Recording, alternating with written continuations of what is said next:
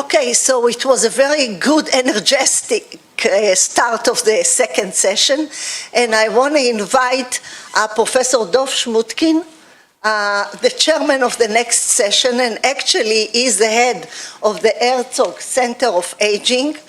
And we don't have time now to tell the whole wonderful career, which is very relevant to aging, and you can see the outcome. So thank you very much.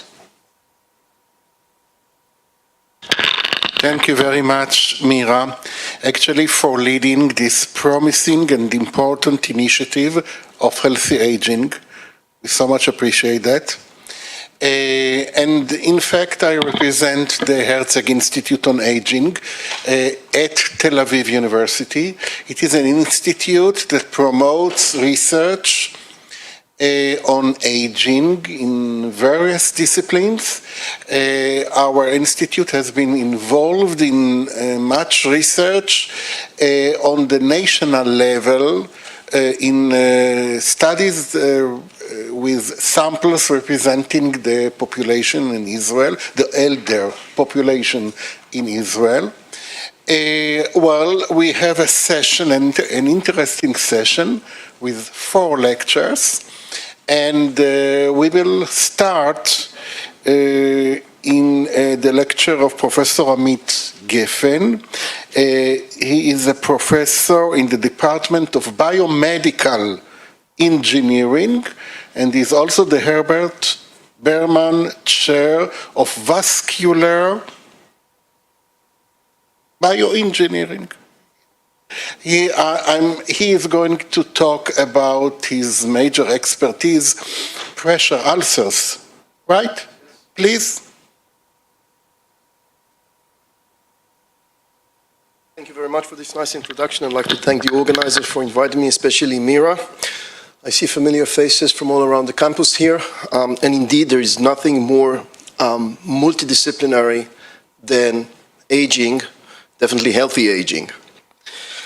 So, as Dov mentioned, I'm devoting my career to protecting individuals from chronic wounds, pressure ulcers in particular, and pressure ulcers is a huge problem, and it's becoming bigger and bigger with each and every day as the population is getting older and as chronic diseases spread. And I think that bioengineers especially can do much more in terms of treatment, but most importantly in terms of prevention.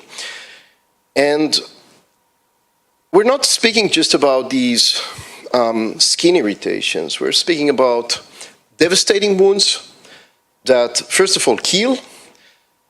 Second, whether they kill or don't, cause substantial suffering. And on top of that, they cost a lot of money. And someone needs to pay that. And as the population ages, there's simply no more resources for dealing with that problem. And it's not just a problem of the elderly. It is a problem of many different populations. The common ground for all these different susceptible individuals is that they can't move or can't sense discomfort and pain, or both. And it's a problem that even the best care that money can buy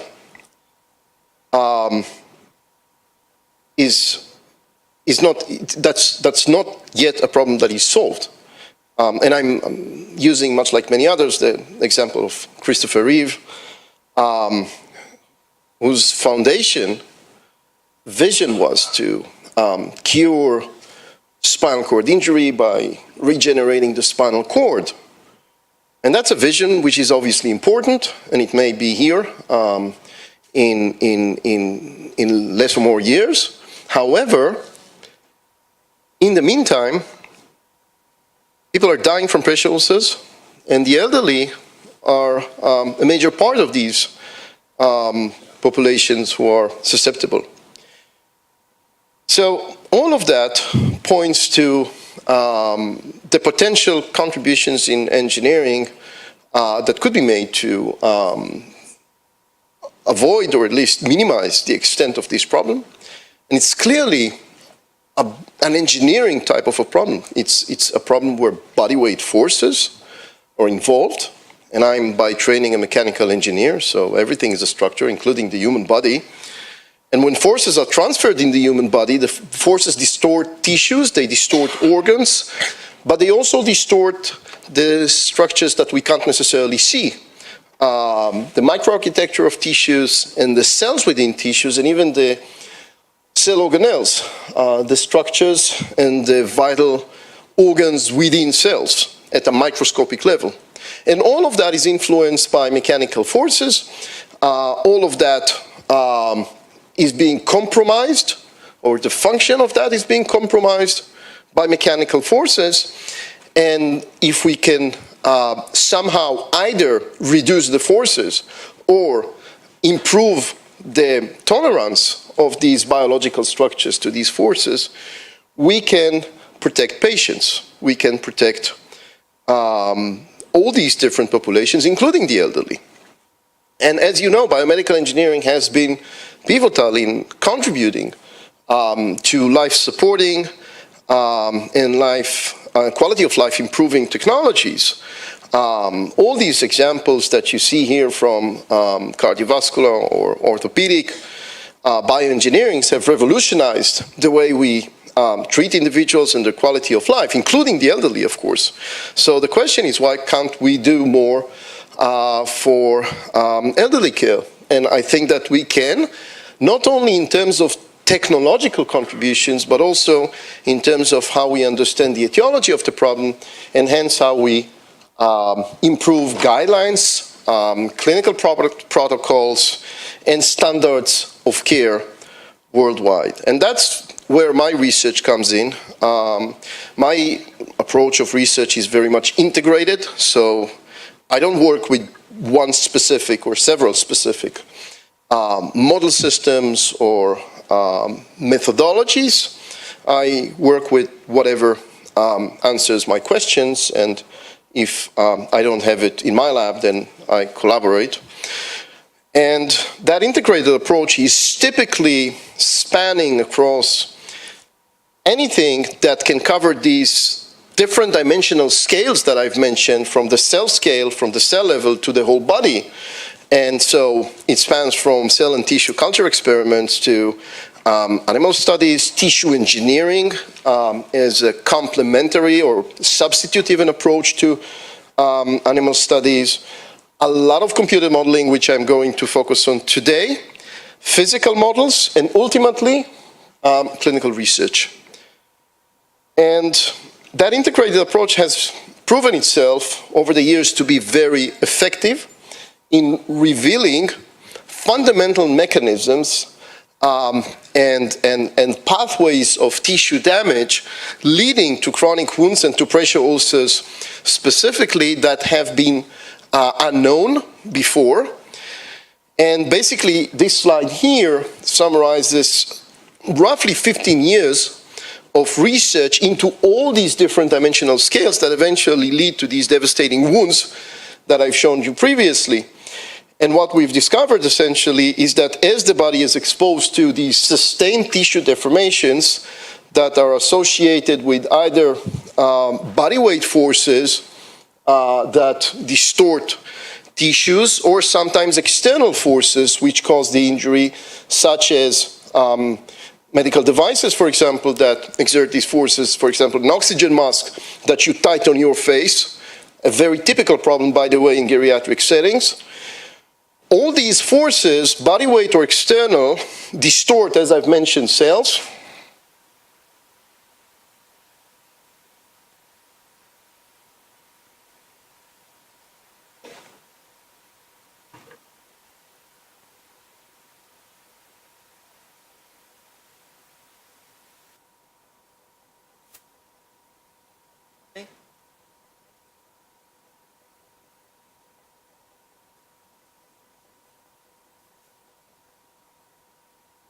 I'll try to not breathe. So, as these body weight or external forces distort tissues and cells, these cells are dying, and they die because of the compromised biological function that these forces exhibit. And I'm not going to have time to go into detail into that, but I'll mention it later on briefly. And that's basically starting a chain of reactions, a cascade, where all hell breaks loose.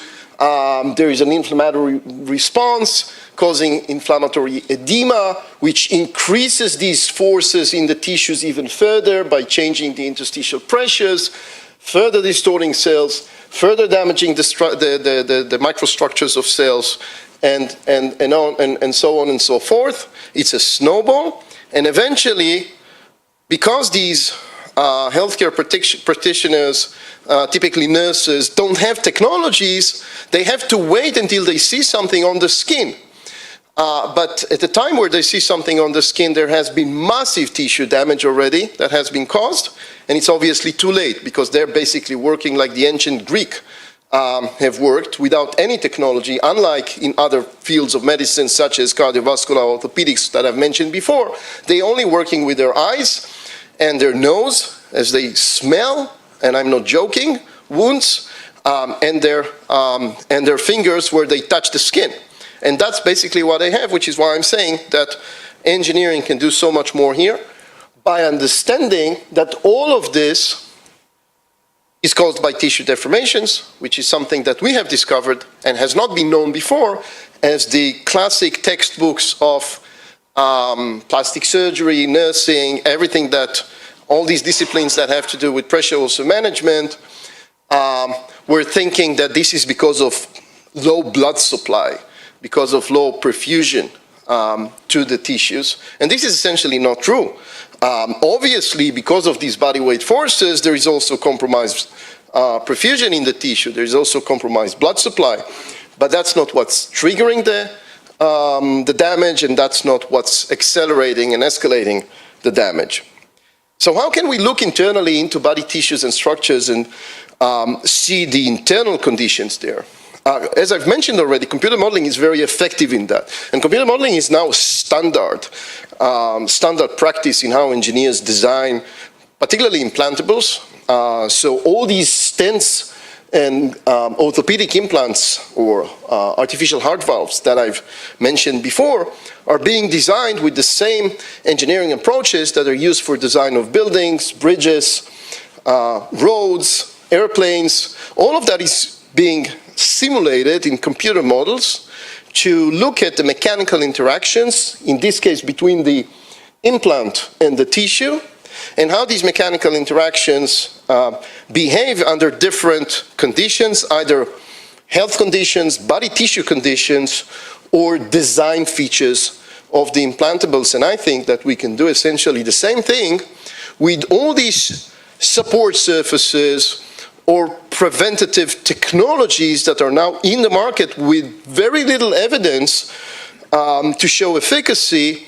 And with these methodological approaches, we can similarly or translate that into efficacy evidence to look at what works and what doesn't work. And the same thing goes for clinical protocols. And it already started with, as early as my master's and PhD degrees, where I looked at how the foot functions, and that led to how the diabetic foot functions, and that led into how diabetic foot ulcers form. And what I've discovered back then was a very important phenomenon, which is that the highest loads, the highest mechanical loads that developed in the foot are actually not on the surface of the foot as all these, pressure maps that you often see in the clinic are focusing on. They're actually happening internally under these sharp bones. And this is where the damage starts, and this is where the risk is. And this is totally, or at least at the time, was being ignored or unknown. And it's really the availability of computer power that allowed us to get these insights into what happens internally in the tissues and to discover that the problem actually starts internally. When I went to my postdoc to study brain trauma, brain injury, using different models, including animal models, I became aware of the fact that you can actually formulate a mathematical function that will tell you in terms of likelihood, statistical likelihood, when would a tissue be injured under given mechanical loading conditions, and when will it be very likely stay safe. And I've translated that into our chronic wound research over the years using different model systems to basically create these mathematical laws that are able to predict when would a tissue be able to survive and when it would not be able to survive, which becomes very handy when you look at technologies, but it's also, again, at protocols which are used in practice or which are suggested, and what would it actually do to tissue loads and distortions that cause these horrible wounds. And actually, it's a very dynamic system, so it's not as simple as what I've described, or maybe you think that it's not simple, but it's much more complicated even than that. Because as tissues are responding to the load, and also as they're injured, they also change their structure and their mechanical function, which then affects the way by which they bear mechanical loads. So it's really a complicated feedback loop that goes on in the living human body over short time periods, when someone is, say, lying in bed without an ability to move or to sense, but also over long time periods as body tissue changes, as composition of tissue changes. Our bodies change all the time, not to mention that during aging they change very rapidly. And so I've managed to, again, correct some of the flaws or misconceptions in the field about how tissues can or cannot tolerate mechanical loads. And I'm very pleased by the fact that this has been adopted by the international community, and now in the primary prevention and treatment guidelines, the international guidelines, these curves that we've developed here for tissue tolerance are now used worldwide to guide, again, future development of medical technologies. As I've mentioned already, tissue engineering is also a very important tool in my research, as it revealed different mechanisms of damage that relate to the sustained loading exposures. And what we were able to do is to then isolate these specific damage pathways that occur as a tissue is being damaged by sustained mechanical loading, and all of that can be integrated with powerful modeling based on medical imaging, again.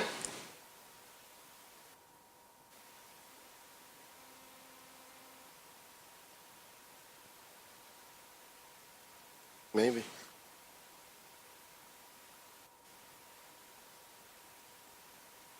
You see? You just need to You're stand. an engineer, aren't you? Stand here, yeah, but I'm a theoretical engineer. I'm a professor of engineering. It's not the same thing. So, as I was saying, this combination of imaging modalities, computer modeling, with all these damage laws can give you a really powerful tool to estimate when tissues would be able to resist loads and when they will die. And we've applied that approach to design of prosthetic sockets, to design of support surfaces such as wheelchair cushions, and also to, very similar to what you see in CSI, if you watch CSI, to investigation of clinical cases of actual deep tissue injuries where we were able to reconstruct the causes based on understanding of the underlying mechanisms. And the next step, and there is a little time scale here so that you can see where that happened over time. As a next step, we have translated that into monitoring technology to basically replace, in cases where you have nerve damage, either central nerve damage, as in a spinal cord injury, or peripheral nerve damage as a result of some kind of a surgery like an amputation, or even as peripheral as diabetic neuropathy. We have developed tools and means to replace the damaged sensory system so that our basically computer software and hardware sense the mechanical loading and provide the alert, which can be useful as patient feedback. It can also be useful for evaluation of existing technologies, not to mention improvement of future technologies. But while doing all of that, which is a more practical aspect of my work, we were very much focused on the biology and the mechanobiology, I should say, of the damage. Why is the damage taking place? And I'll just summarize it in a few sentences. The Spanish Inquisition already knew that if you take a living body, a living organ, and you apply mechanical forces on it, sustained mechanical forces, not necessarily traumatic mechanical forces, you would gradually and very painfully break the skeleton. And as the skeleton is supporting all these vital structures in the body, these vital structures will collapse as well. And that's actually what happens to cells in the tissue which is developing a pressure ulcer. These cells are dying because their cytoskeletons are damaged. The cytoskeleton is the supporting structure for the walls of the cells, the plasma membranes of the cells. And these plasma membranes, much like in a building where you take off the foundations or you take off the columns, the wall will start cracking, the ceiling will start cracking. That's what happens to these cells. And they very quickly lose control of metabolism, of what we call homeostasis, the biological equilibrium, and the transport of metabolites and other biomolecules across their plasma membranes. And mechanics plays a role in everything and in all scales. Actually, any injury which is non-traumatic, a chronic injury, is always kind of a game between damage and repair. And the injury happens and is becoming clinically significant when the rate of damage exceeds the rate of tissue repair. And you can again look at that at all scales. We look at that microscopically as well as macroscopically, and from a basic science perspective, have isolated factors that slow down or accelerate damage repair. And that's fundamentally important if you want to induce conditions, specific conditions in a tissue that are either protective or that support tissue repair. And all of that, as I've mentioned, there is a continuous feedback between the basic science component in it and the applied science or even the translational science and the medical technologies that are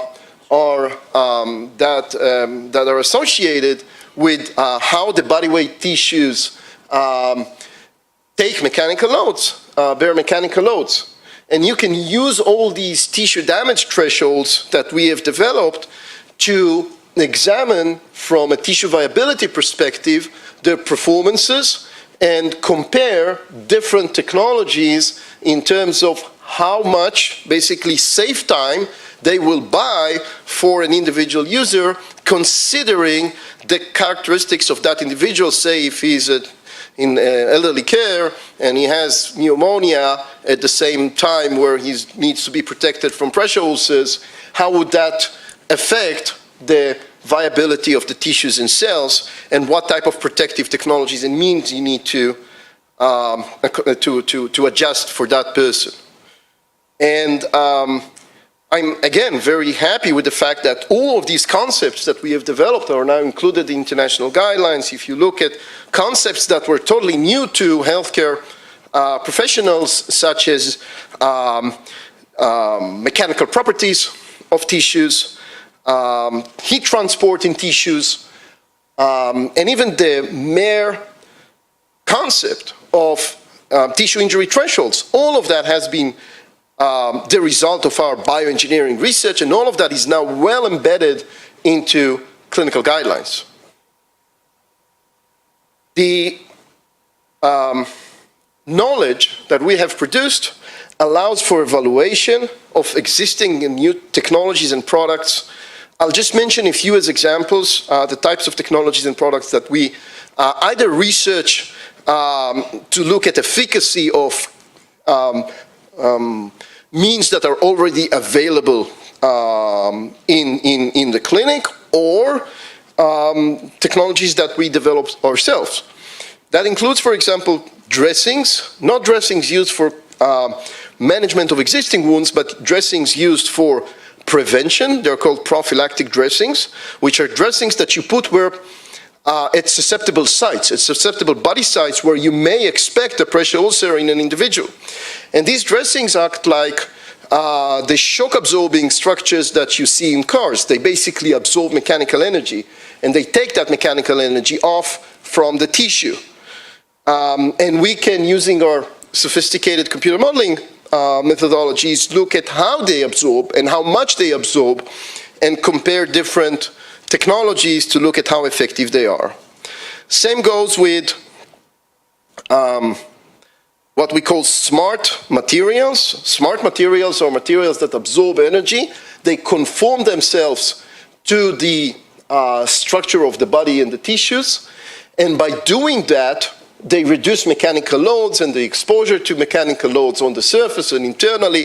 And we can quantify all of that and look at improvements in the tissues, in the tissue conditions as a result of these technological features. Here is an example from everyday life in geriatric settings, which I chose specifically for this conference here.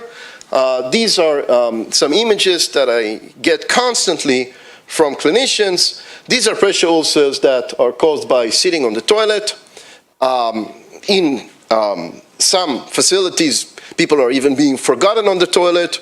And with all the good intentions, including, facilities that invest a lot of money in new sophisticated beds, but then in terms of the practical care, are forgetting, the residents on the toilet. This is what happens. And by the way, what will happen here is that the tissue will break down because there is necrotic mass of tissue here. Within 72 hours or so, that tissue will break down and there will be a massive wound here which will need surgical repair.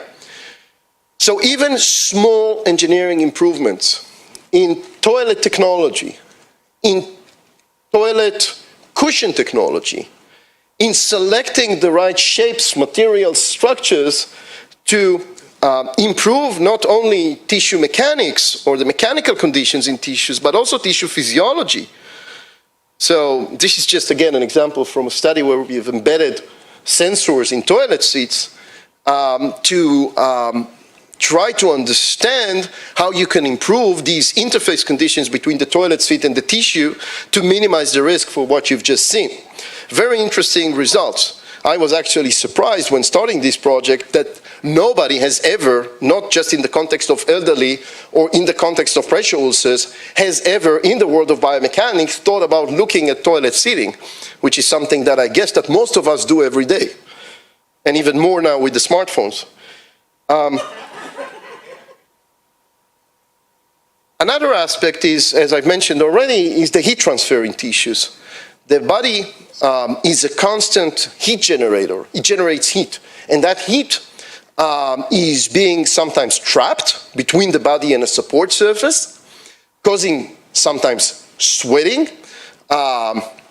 excessive sweating, which then compromises tissue conditions, basically making tissue, skin in particular, weaker and more prone to these injuries. And our models can now handle not only the tissue distortions, but also the tissue temperatures and how they are affected by tissue distortions and vice versa. So looking at very complex physical interactions on a support surface or interaction with a medical device. Here is an example, what we have done recently in the field of, sometimes you have to correct wounds, not just to prevent them. In the field of closure of large wounds, this is just classic suturing, and you can see the stress concentrations that are developing where the sutures have been inserted. These stress concentrations will kill the tissue 24 hours after the surgery. The skin would, due to the deformations and the damage mechanisms that I've mentioned, and due to the ischemia that will also develop in these cases, will basically kill the skin and the underlying tissues very fast. Other technologies can be tested, again, for efficacy, in terms of efficacy research, to see how they are reducing those mechanical loads. I don't want to play again, but you got the idea.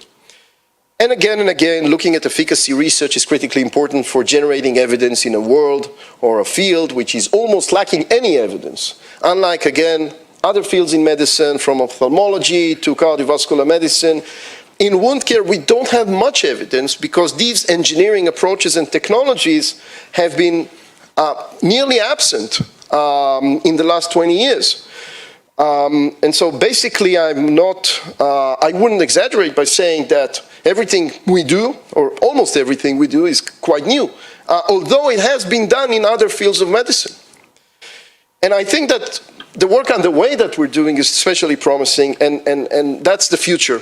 It's incorporating mechanobiology and those insights that we have for the cell level into medical devices that will connect between the mechanical stimuli or the mechanical disruption that they're creating and cell function or cell viability. And I do see the signals. I don't even need the 2 minutes. I'm done. I'd like to thank all the many individuals that have been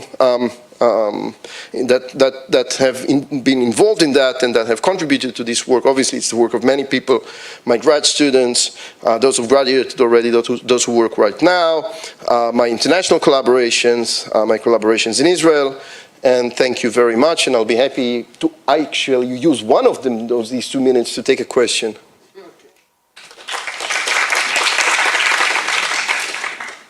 Please.